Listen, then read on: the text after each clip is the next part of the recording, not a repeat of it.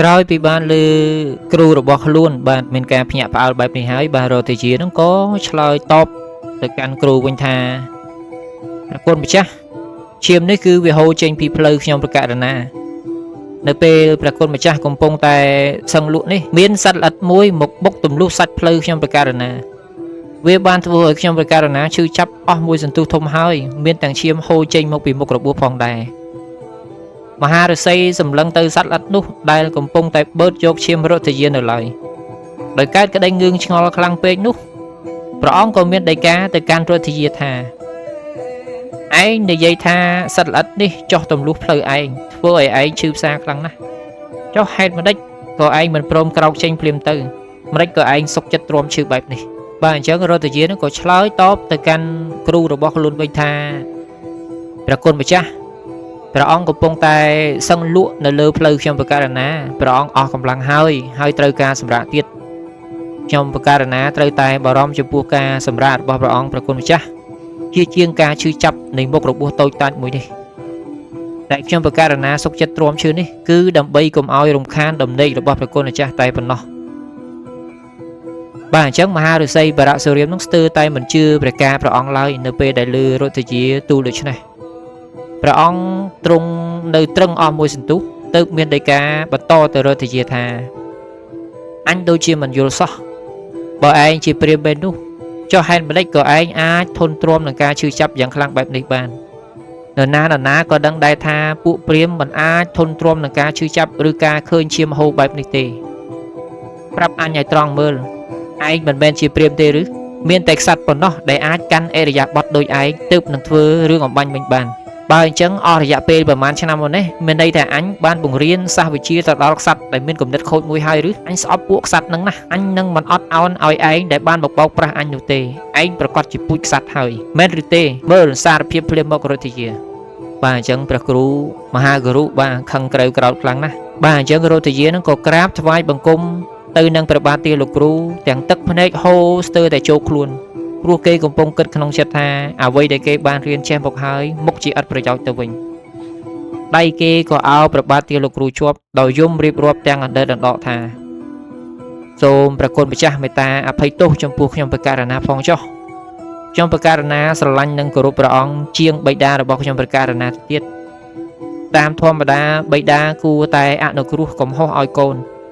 ខ្ញុំប្រការណាមិនមែនជាព្រាហ្មណ៍ទេហើយក៏មិនមែនជាក្សត្រដែរតែគឺជាសូត្របុត្រឪពុកខ្ញុំប្រការណាឈ្មោះថាអតិរតដោយហេតុថាសូត្របុត្រជាកូនកាត់រវាងក្សត្រ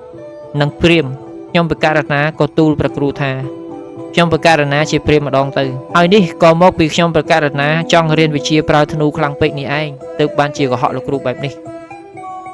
ខ្ញុំប្រការណាតែងតែឮគេថាការរៀនសូត្រមិនមានប្រកាន់វណ្ណៈឬក៏ជំនឿទេក្នុងកិត្តិយសដ៏ខ្ពង់ខ្ពស់របស់ព្រះគុណម្ចាស់សូមព្រះអង្គមេត្តាបំភ្លេចកំហុសខ្ញុំប្រការណាចោលផងចុះតែខ្ញុំប្រការណានិយាយពាក្យភូតភរទៅដល់ព្រះគ្រូនោះក៏ព្រោះតែខ្ញុំប្រការណាចង់ធ្វើជាសិស្សគណៈរបស់ព្រះគ្រូតែប៉ុណ្ណោះនឹងសូមប្រគល់ខ្លួនប្រកេនព្រះគ្រូតែប៉ុណ្ណោះឯងចំពោះខ្ញុំប្រការណាគ្មានអ្វីថ្លាថ្លៃជាងព្រះគុណម្ចាស់ទេនៅលើផែនដីនេះអាស្រ័យហេតុនេះសូមព្រះគុណម្ចាស់មេត្តាអភ័យទោសដល់ខ្ញុំប្រការណាម្ដងចុះបាទអញ្ចឹងរតយាអង្វរគ្រូខ្លួនឯងអញ្ចឹងហើយបរៈសូរាមនោះគឺវិរោធបាទខឹងសម្បានឹងរតយាខ្លាំងណាស់អញ្ចឹងទោះបីជារតយាអង្វរកទាំងបង្ហូរទឹកភ្នែកអស់ប៉ុណ្ណាក៏ដោយក៏កាយវិការហ្នឹងគឺมันអាចបន្ទន់ប្រតិរបស់បរៈសូរាមបានទេហើយតាមធម្មតាពួកឫស្សីគេអាចត្រួតត្រាចិត្តរបស់ខ្លួនគេបានប៉ុន្តែมันអាចត្រួតត្រាកំហឹងរបស់ខ្លួនបានទេអញ្ចឹងបរៈសូរាមនឹងក៏លែងគិតទៅដល់សេចក្តីស្វាមីភក្តិនឹងការបន្ទាបខ្លួនរបស់រតយាទៀតហើយទោះបីជាព្រះអង្គជ្រាបថាដោយសារតែសេចក្តីស្នេហានិងសេចក្តីគោរពបាទចំពោះព្រះគ្រូផ្ទាល់ខ្លួនឯងហ្នឹងទើបរតយានឹងទ្រាំឈឺចុកចាប់បាននឹងពឹសសត្វល្អិតនោះក៏ដោយអញ្ចឹងព្រះអង្គក៏មើលឃើញគុណវិបត្តិតែមួយគត់របស់រតយានឹងគឺជាការហ៊ាននិយាយកុហកភូតភរព្រះអង្គដូចឫស្សីឲ្យទៀតដែរបាទអញ្ចឹងបរៈសូរាមហ្នឹងក៏ប្រើអាវុធតែមួយប៉ុណ្ណោះគឺជាការដាក់បណ្ដាសាឲ្យរថយាហើយបណ្ដាសាហ្នឹងក៏មានខ្លឹមសារថាឯងបានរៀនសិល្បៈបាញ់ធ្នូអញក្រោមការខ្លែងបន្លំអញ ដូច្នេះអញនឹងដាក់ទំនាយឲ្យឯងថាកាលណាតែឯងស្ថិតនៅក្នុងស្ថានភាពអស់សង្ឃឹមហើយត្រូវការសាស្ត្រាវុធនោះឯងនឹងលែងចងចាំថាតើវានៅកន្លែងណាបាទអញ្ចឹងមានន័យថាដាក់ឲ្យសិស្សខ្លួនឯងនឹងវង្វេងបើដល់ពេលណាដែលខ្លួនឯងទាល់តម្រេះហើយត្រូវការនឹកហៅទៅដល់អាវុធគឺរលែងឃើញណាបាទបាត់បល័យបាត់ខ្លឹមសារបាត់អាវុធអញ្ចឹងទៅរកអត់ឃើញទេណាបាទចឹងបន្ទាប់ពីការដាក់បណ្ដាសាអញ្ចឹងហើយរតយាលឺអញ្ចឹងហើយរតយាក៏លុតជង្គង់បាទណាបាទក្រាបថ្វាយបង្គំដល់ព្រះបាទទាលោកគ្រូរបស់ខ្លួនរួចក៏សន្លប់បាត់ស្មារតីទៅហើយមួយសន្ទុះក្រោយមកទៅគេក៏ក្រោកឈរឡើងវិញទួញយំហើយអង្វរលោកគ្រូថាអោប្រគុណម្ចាស់អើយម្ដេចក៏ប្រគុណម្ចាស់ដាក់បណ្ដាសាឲ្យខ្ញុំបករណាអីយ៉ាងនេះខ្ញុំបករណាបានទូលព្រះអង្គហើយថាហេតុដែលខ្ញុំបករណាប្រើពាក្យកុហកទូលព្រះអង្គនោះគឺមិនមែនដើម្បីអ្វីក្រៅតែពីបានចំណេះវិជ្ជានេះទេសូមប្រគុណម្ចាស់មេត្តាកំចាត់ពិរុទ្ធនេះចោលទៅប៉ុន្តែការអង្វរកបាទរបស់រតយានឹងមិនអាចបានការអ្វីទាំងអស់ពីព្រោះតែវាចារបស់គ្រូនឹងគឺត្រូវបានឧទានចេញពួកបាត់ទៅហើយបាទរសិទ្ធណាស្ងាត់មួយសន្ទុះមកបរៈសូរាមមានដីកាទៅកាន់រតយានៅក្នុងអេរិយាបថបាទបែបទុនភ្លុនជាងមុនបន្តិចថាដោយសារអញបាននិយាយចេញរួចហើយគ្មានអ្វីអាចមកកែប្រែសម្ដីអញបានឡើយប៉ុន្តែបើឯងចង់បានឈ្មោះល្បីល្បាញនោះឯងនឹងទទួលបានដូចបំណងថ្ងៃមុខថ្ងៃក្រោយទៅឯងនឹងមានឈ្មោះល្បីថាជាខ្មាន់ធ្នូម្នាក់ដែលខ្លាំងពូកែបំផុតនៅលើផែនដីនេះបាទអញ្ចឹងលុះបានបញ្ចេញព្រំដីកាប៉ុណ្ណេះហើយបាទមហាឫសីនឹងក៏និមន្តចេញទៅបាត់ទៅបាទអញ្ចឹងរតយានឹងក៏ងើបមុខឡើងហើយឈរសម្លឹងមើលទៅលោកគ្រូដើរផុតរហូតដល់ផុតកន្ទុយភ្នែកហើយរតយានឹងក៏យកដៃជូតទឹកភ្នែករួចក៏ដើរចេញពីទីនោះដែរទាំងអារម្មណ៍នៅលងនឹងសេចក្តីអស់សង្ឃឹមណាស់រតយាចេះតែដើរទៅដោយគ្មានគោលដៅមិនដឹងថាតើត្រូវទៅណាមកណាសោះរហូតដល់វាសនារបស់គេបាននាំគេឲ្យទៅដល់មាត់សមុទ្ររតយាក៏ទម្លាក់គូតអង្គុយនៅលើថ្មមួយដុំមើលរលកបោកបាចសាច់ទឹកមកលើនៃមាត់ច្រាំងទាំងធ្វើឲ្យគេនឹកទៅដល់ការប៉ុនប៉ងដ៏គ្មានប្រសិទ្ធភាពរបស់គេនៅក្នុងការប្រយុទ្ធតទល់នឹងសកលលោកដែលកំពុងតែងាកមុខចេញពីគេពីព្រោះតែគេគឺជាសូត្របុត្របាទជាកូនកាត់រវាងពូជខ្សាត់ហើយជាមួយនឹងពូជព្រាមចឹងក្លិនប្រហើរនៃឆ្នេរសមុទ្របាទញ៉ាំងឲ្យគេបានធូរចិត្តបន្តិចគេក៏ក្រោកដើរចេញពីទីនោះ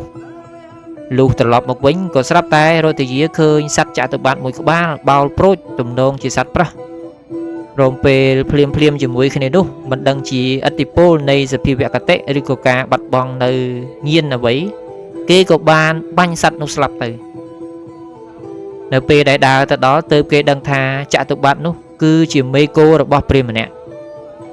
បាទគាត់ទៅលឺតាគោហ្នឹងធ្ងន់ទៀតដែរអញ្ចឹងរតយានឹងក៏ដើរទៅរកម្ចាស់វាហើយប្រាប់ថាគេបានបាញ់មេគោរបស់គាត់ស្លាប់ដោយមិនបានជាដឹងថាវាជាសត្វគោនោះទេហើយរតយានឹងក៏ខំប្រឹងលួងចិត្តព្រាហ្មណ៍នោះដោយធានាថានឹងរកមេគោនិងទ្រព្យរបស់ជាច្រើនមកសងគាត់វិញប៉ុន្តែព្រាហ្មណ៍នោះមិនព្រមរសាយកំផឹងសោះក្រៅតែពីដាក់បណ្ដាសាឲ្យរតយាថែមទៀតបាទត្រូវបណ្ដាសាគ្រូមួយហើយបែរជាត្រូវបណ្ដាសារបស់ព្រាហ្មណ៍មួយទៀតដែរដោយសារបាញ់គោគេអញ្ចឹងព្រាហ្មណ៍នោះក៏ដាក់បណ្ដាសាទៅកាន់រតយាថាពេលណាក៏ដោយបាទនៅពេលដែលឯងកំពុងតែប្រយុទ្ធជាមួយសត្រូវស្លាប់រស់របស់ឯងសូមឲ្យកង់រទេះឯងនឹងលិចកប់បាត់ទៅក្នុងដីហើយដោយហេតុតែឯងបានលួចសម្លាប់មេគោរបស់អញដោយវាមិនបានដឹងខ្លួននោះឯងក៏នឹងត្រូវសត្រូវសម្លាប់ឯងវិញដោយមិនដឹងខ្លួនដូចគ្នាដែរបណ្ដាសានេះពីរតង់ណាបាទទី1ពេលប្រយុទ្ធគ្នាជាមួយសត្រូវបើសិនជាជិះរទេះឲ្យរទេះហ្នឹងគឺលិចកប់ទៅក្នុងដីហើយដោយសារតែលក្ខខណ្ឌថារតយាហ្នឹងបានបាញ់សត្វគោគាត់ស្លាប់ហើយគោហ្នឹងអត់ដឹងខ្លួនតែគេបាញ់បែរជាលួចទៅបាញ់ហ្នឹងបាទអញ្ចឹងអនាគតទៅរតយាហ្នឹងក៏ច្បាំងគ្នាជាមួយសត្រូវក៏ត្រូវសត្រូវហ្នឹងលបសម្លាប់បាទដោយមិនដឹងខ្លួនដែរណាបាទអញ្ចឹងបណ្ដាសានេះគូខើណាស់បាទគ្រូក៏ដាក់ហើយជួបព្រាហ្មណ៍ក៏ដាក់ពីលើថែមទៀតណាបាទអញ្ចឹងគ្រាន់តែមកប្រព្រឹត្តភ្នែកប៉ុណ្ណោះបាទរតយានឹងក៏យល់ភ្លាមថាខ្លួនគេជាមុខសញ្ញារបស់វាសនាហើយគេកើតឡើងនៅក្នុងអាតកំបាំងដោយសារតែស្ត្រីអត់ចិត្តម្នាក់បានឲ្យកំណើតដល់គេតាំងពីនៅកុមារភាពរហូតដល់ធំដឹងក្តីពេលកាលណាក៏ត្រូវទទួលរងនឹងការអាប់អោនគេឈ្មោះពីព្រោះតែគេជាសូត្របុត្រទៀតគេសង្ឃឹមថានឹងអាចរកសុភមង្គលឃើញដោយសារបានធ្វើជាសិស្សរបស់បរៈសូរាមប៉ុន្តែនៅចុងបញ្ចប់ បាទស្រាប់តែលោកគ្រូហ្នឹងបានដាក់បណ្ដាសាគេហើយរួចនិមន្តចេញបាត់ទៅទៀតហើយឥឡូវក៏ស្រាប់តែត្រូវនៅបណ្ដាសាមួយថ្មីទៀតណាបាទអញ្ចឹងរតជាហ្នឹងក៏សម្រក់ទឹកភ្នែកអន់ចិត្តអស់សង្ឃឹមណាបាទក៏នឹកថានៅលើโลกនេះដូចជាគ្មានអ្វីគួរឲ្យចង់រស់នៅទៀតសោះមានតែមនុស្សស្រីម្នាក់គត់ឈ្មោះថារតធាដែលរតជាហ្នឹងបាទស្រឡាញ់មេដារបស់ខ្លួនស្មោះណាស់គេនឹកឃើញតែប៉ុណ្្នឹងឯងណាបាទនឹកឃើញតែម្ដាយខ្លួនឯងហ្នឹងអញ្ចឹងរតយានឹងគិតថានឹងធ្វើឲ្យសកលលោកបាទល្បីរន្ទឺជាមួយនឹងឈ្មោះរបស់គេថារតយាបាទជាជាងសូត្របុត្ររតយាចង់រកនៅសេចក្តីរីករាយជូនមេដាបាទដែលតែងតែស្រឡាញ់ថ្នាក់ថ្នមគេយ៉ាងស្មោះស្ម័គ្រគឺមានតែមេដារបស់គេនឹងវិញទេដែលអាចធ្វើឲ្យទឹកភ្នែករបស់គេនឹងស្ងួតវិញអស់ករណីយកិច្ចរបស់រតយាគឺជាការរក្សាគេឈ្មោះម្ដាយគេឲ្យបាននៅគង់វង្សជារៀងរហូតនេះឯងជាគោលបំណងតែមួយគត់សម្រាប់ជីវិតរបស់រតយាចាប់តាំងពីថ្ងៃនោះតទៅ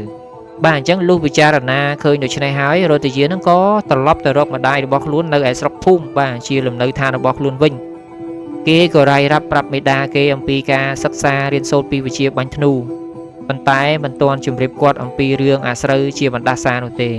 ព្រោះគេមិនចង់ធ្វើឲ្យមេដារបស់គេនឹងខូចចិត្តភ្លាម